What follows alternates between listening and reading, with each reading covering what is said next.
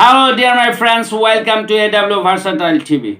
Today is not the news, but it is analysis on bombing of Idlib by Russian aeroplanes, fighter jets on Monday.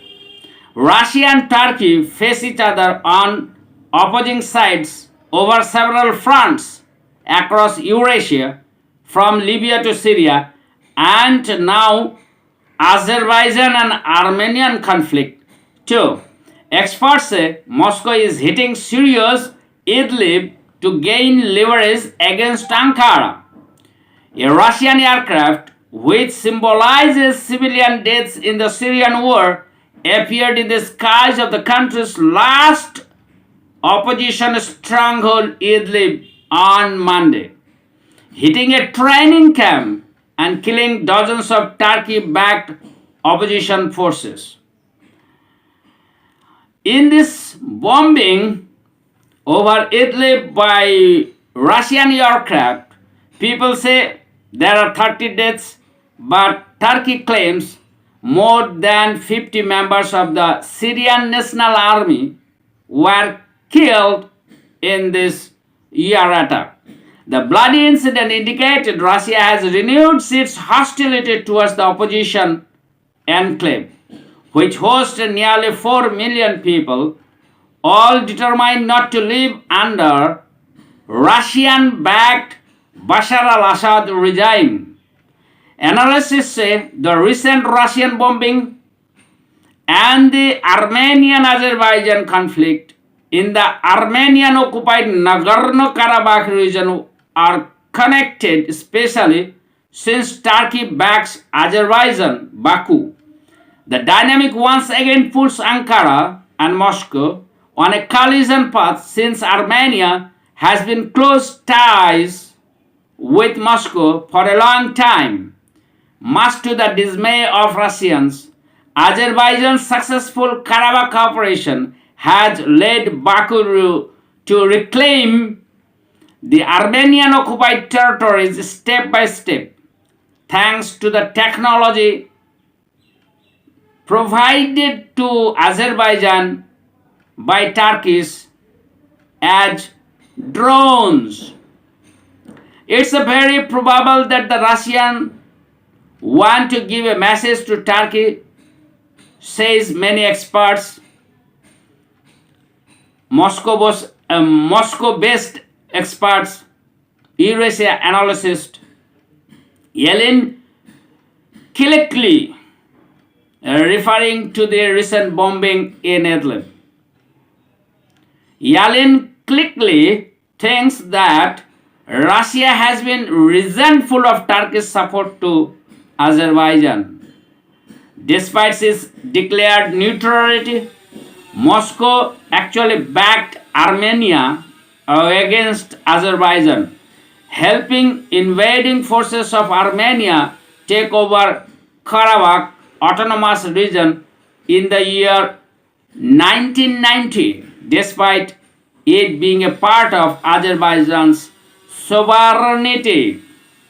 It's a remarkable development that this attack happens as multi-sided talks on Syrian constitution backed by Turkey, Iran and Russia continue, and Moscow was just sharing information yesterday regarding a joint Russian-Turkish patrol in northern Syria. This Yelin Kilikli tells to the reporters. In March, the Assad regime began launching another brutal campaign against Idlib province, bringing Ankara, which controls parts of the northern Syria, to stop terrorist groups such as Daesh and the PKK, YPG across its borders, and Damascus to the brink of its possible war. But eventually Ankara and Moscow have agreed to hold a ceasefire across the Idlib province to prevent a humanitarian disaster and a possible huge refugee flow to the Turkish border as a result of Assad regime's military campaign. While Turkey and Russia have both political and economic cooperation in various areas, the two countries have serious disagreements with each other on several conflicts happening from distant Libya to Syria and Caucasia, backing opposing sides. The disagreement in the Syrian conflict has a potential to poison the whole relationship between Turkey and Russia, but a positive development in Syria could also help repair other disputes between the two countries.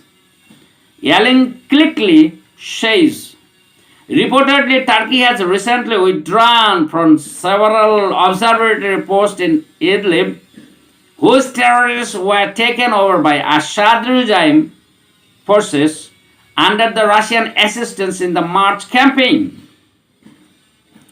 Despite the Turkish pullout, Ankara shows no sign that it could leave the region to the mercy of both Russians and Assad regime, consolidating in other areas. The experts also notes that if threatened, Turkey would respond strongly in northern Syria to both Russians and the Assad regime.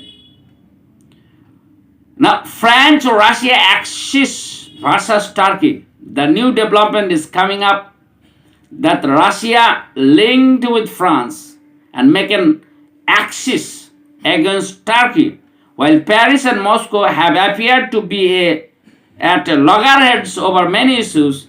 The two countries, Russia and France, have been on the same page with each other in several conflicts, from the Libyan civil war to the Azerbaijan-Armenia conflict.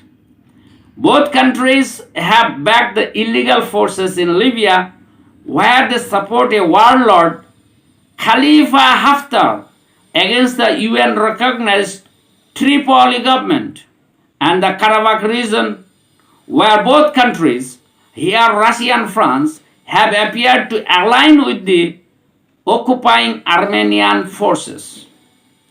In both conflicts, Turkey supports UN-based legitimate aspiration of the respective Libyan and Azerbaijani governments against occupying forces.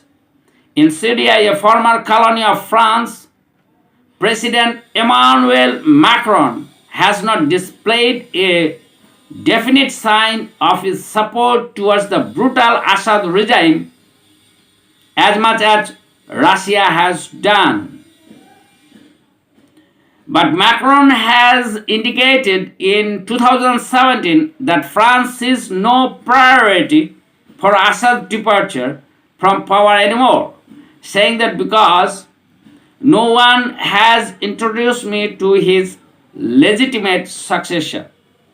In a warning sign, Macron has recently increased its anti-Muslim rhetoric in a move to please the country's growing far-right movements.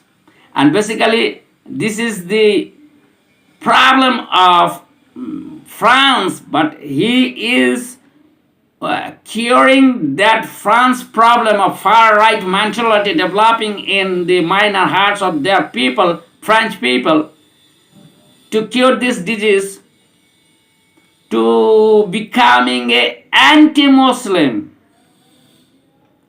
with a strict secularist language. What I mean is that Macron, somebody says he's a brain-dead person, now curing the ills of French people by being a rhetoric against anti-Muslim. And the language he used like a secular man. Both Haftar and Assad have been known for their strict versions of autocratic secularism. Assad and Haftar, they are now associates of this brain dead Macron. Macron's moves towards the far right resembles the Russian policy under President Vladimir Putin, who appears to develop strong ties with European far right movements also. This is astonishing happening behind the curtain, you man. This Putin, Macron, they are all the time loggerheads, but now they are friends and getting friends as Haftar, the rebel terrorist in Libya, and the autocratic dictator Assad. This is wonderful, man. Experts also seen strong connection between Russia, France, and far-right movements. Russia has considerable soft power within European Union member states through its connection with far-right, anti-immigrant, and Islamophobic groups, said Sener Akturk, Associate Professor of International Relations at Kak University, in a previous interview